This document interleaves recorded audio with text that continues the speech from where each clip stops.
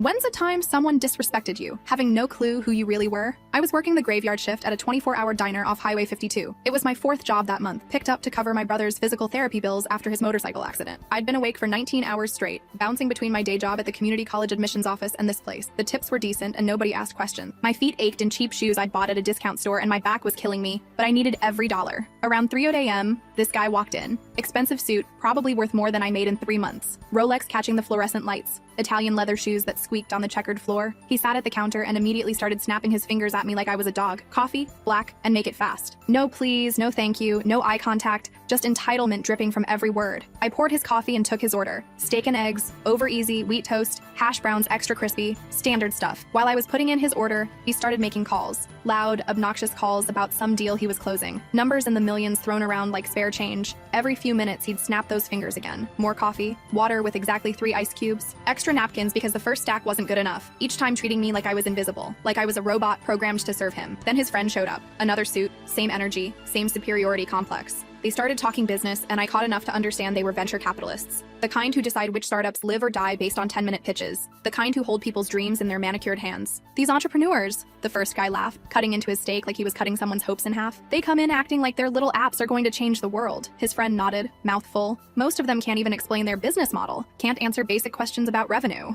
Waste of our time, honestly. They spent the next hour ripping apart people who had probably poured their life savings and every waking moment into those pitches, mocking their nervous stammering, their cheap suits, their desperation. When I brought their food, the first guy didn't even look up, just waved his hand dismissively when I asked if they needed anything else. His friend left a 20 on a 47 bill and said, "Keep the change," like he was doing me some massive favor. $3 for an hour of their demanding presence. As they were leaving, the first guy turned back. "Hey, sweetheart," he called out. I hated that word. You should smile more. Might get better tips that way. Then he walked out, already on another phone call, probably destroying someone else's dream before sunrise. I finished my shift at 6 a.m. and drove straight to my real meeting. See, I'd been working 4 jobs for a reason. My brother's medical bills were part of it, but I'd also been bootstrapping my own company for 2 years. A software platform for medical billing that could save small practices thousands in administrative costs. I'd built it piece by piece, coding between shifts, testing it with my brother's physical therapist who kept getting screwed by insurance companies. I walked into the conference room at Bergman Capital at 8:01 a.m. sharp. My pitch was scheduled for 8:15. I'd been trying to get this meeting for 6 months. They were one of the biggest VC firms in the region, and landing their investment would mean I could finally quit working myself to death. I could hire a real team, scale properly, maybe even help my brother with better treatment options. The receptionist led me to a glass-walled room overlooking the city, and there he was, sitting at the head of the table, Mr. Coffee Black Make It Fast himself. His nameplate read, Thorn Bergman, Managing Partner. The guy who'd left me a $3 tip 4 hours ago was about to decide the fate of my company. Our eyes met. He didn't recognize me. Of course he didn't. I was just another server who should smile more, but I recognized him. And I had 15 minutes to pitch my business to a man who thought I was invisible. My hands were shaking as I set up my laptop. His friend from the diner, the one who left the 20, walked in and sat beside him. "Let's make this quick," Thorn said, checking his watch. "I've got a flight to catch." I took a breath. My exhaustion hit me like a physical weight. 21 hours awake now. My eyes felt like sandpaper. The coffee I'd chugged in the parking lot was making my hands shake worse, but I'd come too far to fall apart. I clicked to my first slide. MedBridge, I started, hearing my voice crack slightly. I cleared my throat. "We're solving a $23 billion problem in healthcare administration." Thorn leaned back in his chair, arms crossed. His friend, whose nameplate read Colin Price Partner, was already looking at his phone. Neither was taking notes. I continued anyway. Small medical practices spend an average of 14 hours per week on billing and insurance claims. That's over 700 hours annually. At an average cost of $40 per hour for administrative staff, that's $28,000 in labor costs alone, not counting the revenue lost from denied or delayed claims.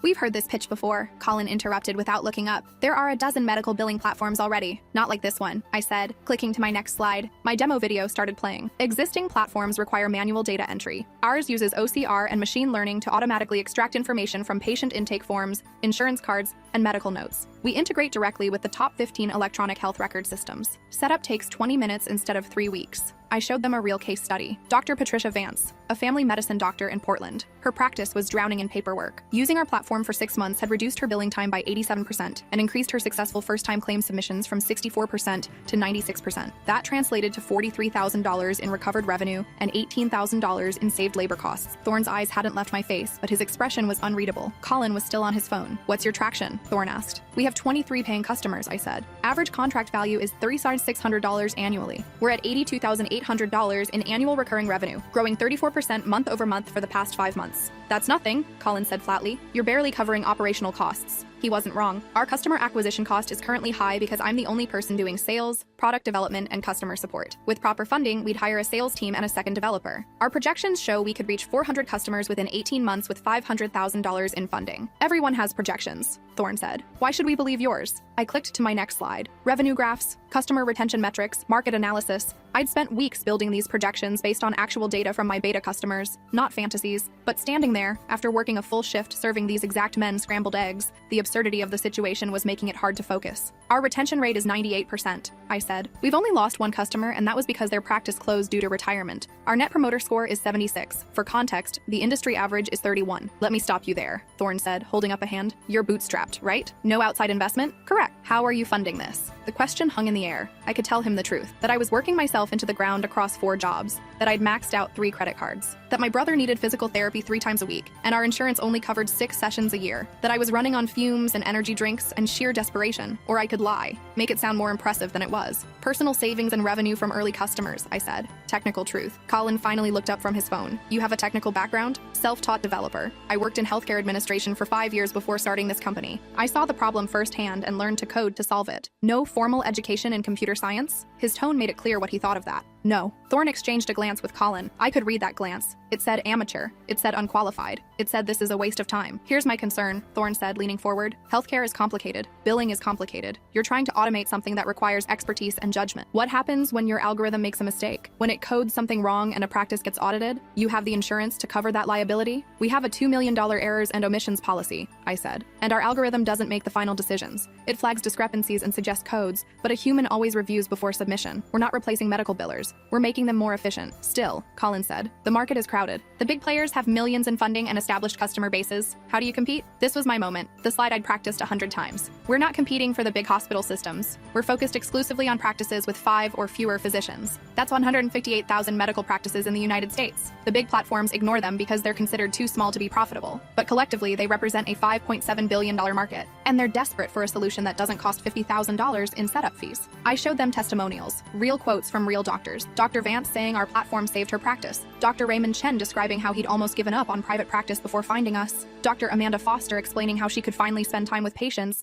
instead of fighting with insurance companies. Thorne was watching my presentation now. Actually watching. Colin had put his phone down. What are you asking for? Thorne said. $500,000 for 15% equity. Colin laughed. Actually laughed. You're valuing your company at $3.3 million with less than $100,000 in revenue? Based on our growth trajectory, customer satisfaction, and total addressable market. Yes, that's insane, he said. Is it? I clicked to my final slide. A graph showing our growth next to comparable companies at similar stages. Medimatch started with $120,000 in revenue at this stage and sold for $87 million 3 years later. CareSync started with $95,000 and was acquired for $134 million.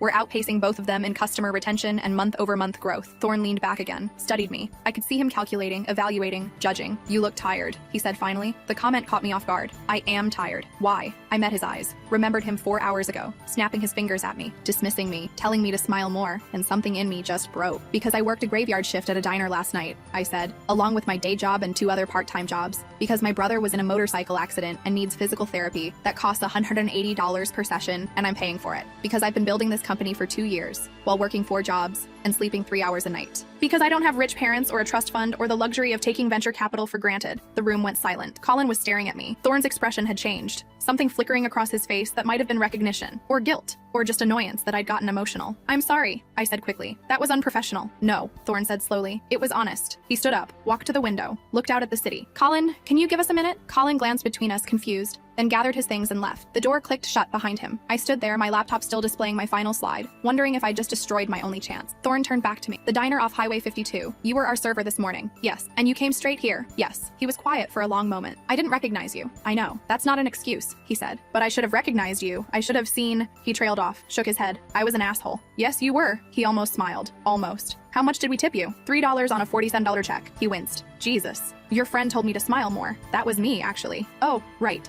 We stood there in the awkward silence. Outside the glass walls, I could see other people moving through the office, living their normal days. Not having surreal conversations with venture capitalists who just realized they'd been complete dicks to the person now asking them for $500,000. Your platform, Thorne said. It's actually good. I know it is. That's not arrogance. That's fact. Yes, but your valuation is aggressive, and your customer base is too small. If we invest, you'd need to prove you can scale significantly. Hire a real team, build proper infrastructure. Can you do that? I thought about my brother, about the physical therapy bills stacking up, about the 3 credit cards maxed out at 23% interest, about the fact that I'd been running on empty for so long I couldn't remember what full felt like. Yes, I said. If you give me the resources, I can scale this to 400 customers within 18 months. I can build a team. I can make this work. Thorne sat back down, pulled out his laptop, started typing. I'm going to make you an offer. It's not going to be what you asked for. My stomach dropped. $300,000 for 20% equity, he said, with an option for an additional $200,000 at the same valuation if you hit specific milestones in the first 6 months. Those milestones being 100 paying customers and $360,000 in annual recurring revenue. I did the math quickly. That was valuing my company at $1.5 million,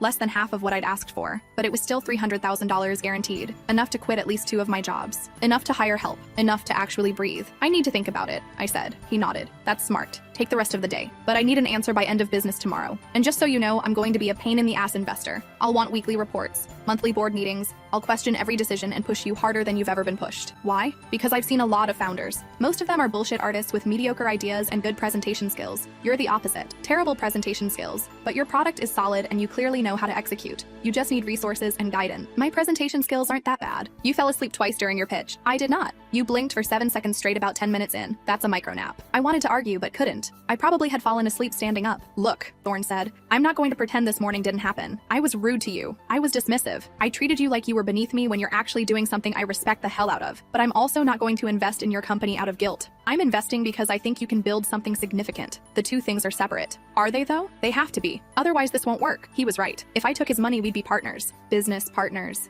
And I'd have to work with someone who'd snapped his fingers at me like a dog just hours before. But I thought about my brother, about Dr. Vance and Dr. Chen and Dr. Foster, who were counting on me to keep improving the platform, about the 158,000 small practices who needed this solution. I'll have an answer for you tomorrow, I said. I packed up my laptop, walked to the door, turned back. For what it's worth, I said, you should work on your tipping and maybe try seeing service workers as actual human beings. Noted, he said. I left. The elevator ride down felt like I was descending from another planet. When I got to my car, I just sat there for 20 minutes, trying to process what had just happened. I'd pitched my company to the man who'd treated me like trash. He'd offered me $300,000, and now I had to decide if I could work with someone like that. I drove to the hospital where my brother was doing his morning physical therapy session. He was on the parallel bars, his therapist Denise spotting him as he took shaky steps. His legs were getting stronger, slowly, but the progress was there. Hey, I said, walking up. How's it going? 3 more steps than yesterday, he said, breathing hard. That's something. Denise smiled at me. He's doing great. We're seeing real improvement. My brother finished his session and we went to the hospital cafeteria. I bought us both terrible coffee and sat across from him. You look like hell, he said. Thanks. Did you sleep at all? Not really. The pitch was this morning, right? How'd it go? I told him everything. The diner, recognizing Thorne, the pitch, the offer, the impossible decision I now faced. He listened without interrupting, which was one of his best qualities. When I finished, he was quiet for a moment. What do you want to do? He asked. I don't know. He's an asshole. But $300,000 would change everything. I could quit 3 of my jobs, hire developers, actually build this thing properly. But you'd have to work with him. Yeah, for how long? Years, probably. Until we exit or he sells his stake or something. My brother took a sip of his terrible coffee. You know what I think is interesting? What? He recognized his mistake. He didn't make excuses.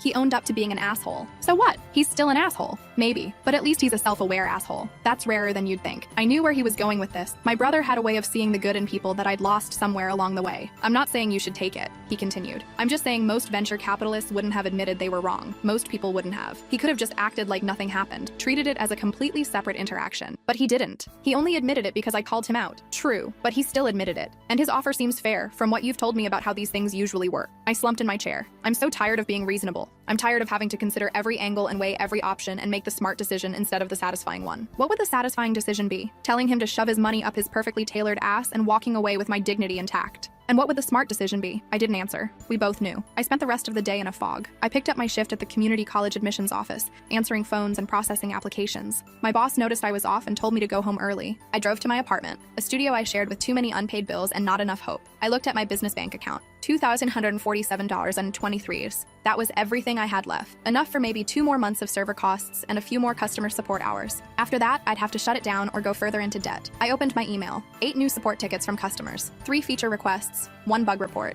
All of it waiting for me to handle, because I was the only person running this entire operation. I thought about what it would be like to have a team, to delegate, to actually build something sustainable instead of jerry-rigging solutions at 2 a.m. between shifts. Then I thought about Thorne, about working with someone who'd been that dismissive, that rude, that completely oblivious to the humanity of people he considered beneath him. But I also thought about what my brother had said, about self-awareness. about owning mistakes. At 7:00 p.m., I made my decision. I composed an email to Thorn. I'll accept your offer with 2 conditions. First, I want a clause in the agreement that gives me the right to buy back your equity at a 1.5x premium if the working relationship becomes untenable within the first 12 months. Second, I want you to spend 1 shift working at the diner where we met. Not as research, not as some lesson. But because if you're going to invest in a company built by someone who had to work 4 jobs to bootstrap it, you should understand what that actually means. I hit send before I could second guess myself. His response came back in 4 minutes. Agreed to condition 1. Condition 2 is unconventional but fair. I'll work a Friday night shift this week. Let's schedule a meeting tomorrow to finalize terms. And that was it. I'd just accepted $300,000 from a man who'd told me to smile more. The next 6 months were brutal in a completely different way than before. I hired 2 developers, Priya and Jerome. Priya had worked at Google for 5 years before getting burned out and wanting to do something meaningful. Jerome was fresh out of college but brilliant, the kind of programmer who could solve in 2 hours what took me 2 days. I hired a sales director, Monica, who'd spent 10 years in healthcare software and knew every decision maker in the industry. She was aggressive in the best way, the kind of person who didn't take no for an answer, but also never burned bridges. With Monica handling sales and Priya and Jerome building features, I could finally focus on product strategy and customer success. We went from 23 customers to 78 in the first 3 months. Revenue went from $82,800 annually to $281,000. We were on track to hit our milestone targets. And Thorn, to his credit, kept his word. He showed up to the diner on a Friday night in jeans and a t-shirt. I'd arranged it with the manager, who thought the whole thing was hilarious. Thorn worked a full 8-hour shift. I wasn't there to watch, but the manager told me later he'd been terrible at first, fumbling orders and spilling coffee, but he'd gotten the hang of it by the end. He'd also left a 40% tip on every table he'd served.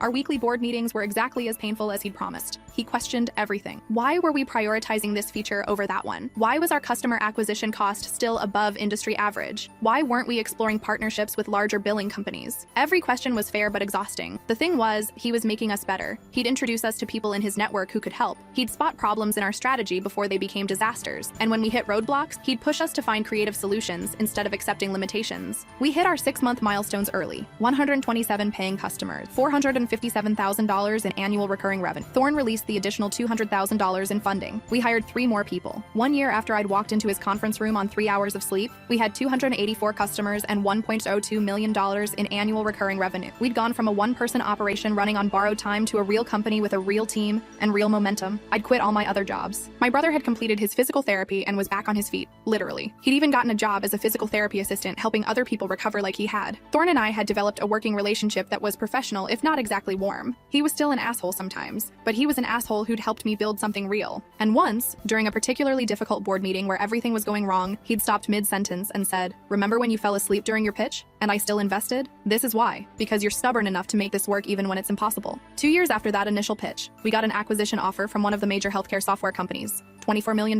My 80% stake would be worth $19.2 million. Thorn's 20% would be worth $4.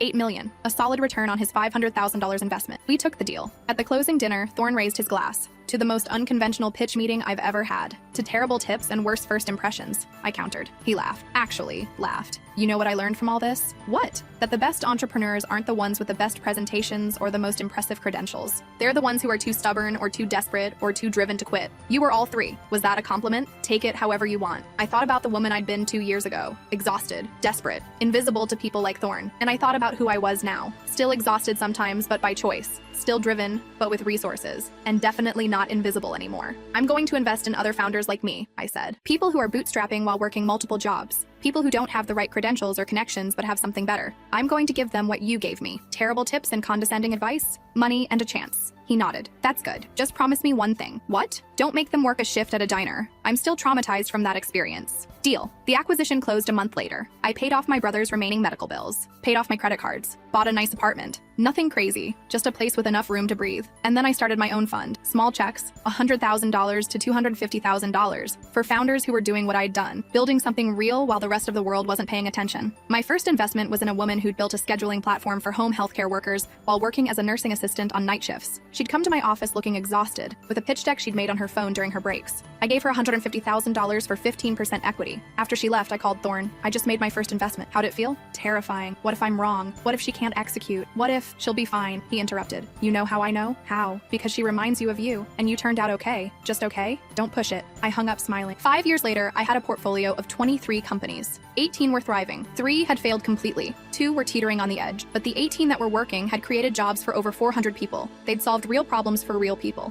And every founder had been someone who'd been dismissed, overlooked, or underestimated by traditional investors. I still thought about that morning sometimes. Standing in front of Thorne Bergman, running on fumes and fury, trying to convince a man who'd treated me like nothing that I was building something. I thought about how close I'd come to walking away, to letting pride win over pragmatism. My brother got married. At his wedding, he gave a speech thanking me for everything I'd done for him, for paying his medical bills, for driving him to therapy, for believing he'd walk again when the doctors weren't sure. But what he didn't mention was that he'd saved me too, by being someone worth working 4 jobs for, by giving me a reason to keep going when quitting would have been easier, by reminding me that sometimes the hardest path leads somewhere worth reaching. Thorne showed up to the wedding. We'd become something like friends over the years. Not close friends, but the kind who'd been through something together and come out the other side with mutual respect. "You clean up nice," I said when I saw him. "So do you. It's been a while since I've seen you in something other than a hoodie. That's what happens when you stop working 80-hour weeks. Do you miss it?" I thought about that. Sometimes. There was something pure about it, you know? When it was just me and the code and the absolute desperation to make it work. Everything's more complicated now. That's because you're successful. Success is always more complicated than failure. Is that your wisdom talking or your therapy? Both, probably. We watched my brother dance with his new wife. He moved carefully, still favoring his left leg slightly. But he moved. That's what mattered. "I never thanked you properly," I said. "For what?" "For taking a chance on me when I was falling asleep during my own pitch. You earned that chance. I just wrote the check." Still, he was quiet for a moment. "You know what I think about sometimes?" "What?" "That morning at the diner, how easily I could have never seen you. I could have gone through my whole life treating people like that, never realizing what I was missing, never understanding that the server or the receptionist or the janitor might be building something remarkable in their off hours. You gave me a gift that day, even if it didn't feel like it." "What gift?" "You showed me my own blindness." Most people never get that. They go through life never realizing who they're dismissing. And now I tip 30% minimum and I make eye contact with everyone. It's a low bar, but it's higher than where I was. "Progress," I said. "Yeah, progress." The DJ played a slow song and couples drifted to the dance floor. I watched them move together, these people who'd found each other in a world that made it so hard to connect. My brother and his wife, my developers Priya and Jerome, who'd started dating 6 months into working together. Monica and her husband of 20 years, still dancing like newlyweds. "You want to dance?" Thorne asked. "Are you serious?" "Why not? We've been through worse together than one awkward dance." He wasn't wrong. We'd been through pitch meetings and board meetings and acquisition negotiations and everything in between. An awkward dance was nothing. So we danced. It was exactly as awkward as I'd expected. He was a terrible dancer and I wasn't much better. But we laughed about it, which made it somehow okay. "You know what's funny?" I said. "What?" "If you'd been nice to me that morning at the diner, I probably would have given a better pitch. I would have been more polished and professional, and you might have passed because I seemed too good to be true." "So you're saying my being an asshole actually helped?" "I'm saying maybe things worked out the way they were supposed to." The song ended. We stepped apart, returned to our respective corners of the reception, our moment of connection dissolving back into the professional distance we usually maintained. But I thought about what he'd said, about blindness, about seeing people, and I thought about all the founders I was working with now, the ones who were invisible to everyone else, the ones working overnight shifts and coding in stolen moments and building futures from scraps. That was my life now, seeing the invisible, believing in the dismissed, giving chances to people who probably wouldn't get them anywhere else. And it all started because a man treated me like I was nothing, and I showed up anyway, tired and angry and determined to prove I was something more. Sometimes the worst moments lead to the best outcomes. Sometimes being disrespected by someone who doesn't know who you really are becomes the catalyst for showing them and yourself exactly who you can become. I found my brother later, during a quiet moment between dances. He pulled me aside. "Thank you," he said, "for everything, for all of it. You already thanked me in your speech." "I know, but I wanted to say it again, just to you. You could have given up so many times. You could have let me figure out my own recovery, but you didn't. You worked yourself half to death for me and your company, and you never complained. Not once. I complained constantly, not where I could hear it." We hugged. The kind of hug that says everything words can't quite capture. The kind that acknowledges all the hard times and celebrates making it through to the other side. "I'm proud of you," he said. "I'm proud of you too. We did okay, didn't we?" "Yeah," I said, looking around at the party, at the people we'd become, at the life we'd built from nothing but determination and desperate hope. We did okay. The reception wound down. People started leaving, offering congratulations and hugs on their way out. Thorne found me before he left. "Next board meeting is Thursday," he reminded me. "I'll be there. And try to sleep before then. You look tired." "I'm always tired. Some things never change. Some things do, though." He nodded. "Yeah, some things do." He left. I stayed until the end, helping clean up with my brother and his new wife. We threw away empty bottles and folded tablecloths and laughed about the uncle who'd gotten too drunk and the cousin who'd cried through the entire ceremony. It was ordinary. Perfectly, wonderfully ordinary. The kind of ordinary you earn by surviving the extraordinary. The kind you build from nothing because you don't have any other choice. And driving home that night, past the diner where it all started, I thought about the woman I'd been, working 4 jobs, invisible to men in expensive suits, coding between shifts and hoping desperately that someone, somewhere, would see what I was building. She would have been proud of who we became. She would have been shocked by it too. probably, but proud. That's the thing about being disrespected by people who don't know who you are. It gives you fuel. It gives you something to prove. And sometimes, if you're stubborn enough and lucky enough and desperate enough, it gives you exactly the motivation you need to become someone they can't dismiss anymore. Someone who matters. Someone who helps others matter too. Someone who never forgets what it felt like to be invisible and spends the rest of their life making sure other people don't have to feel that way. I'm not saying Thorne Bergman treating me like trash was a good thing. It wasn't. But it taught me something valuable. The people who dismiss you don't define you. Your response to being dismissed does. And sometimes the best response is to show up anyway, prove them wrong, and build something so significant they have no choice but to see you. Then, if you're feeling generous, you take their money and use it to help other people they would have dismissed too. You turn their blindness into your mission. You transform their disrespect into your purpose. That's what I did. That's what I'm still doing. And every time I write a check to a founder who reminds me of that exhausted woman in the conference room, I remember that morning at the diner and I smile. Not because someone told me to, but because I finally can.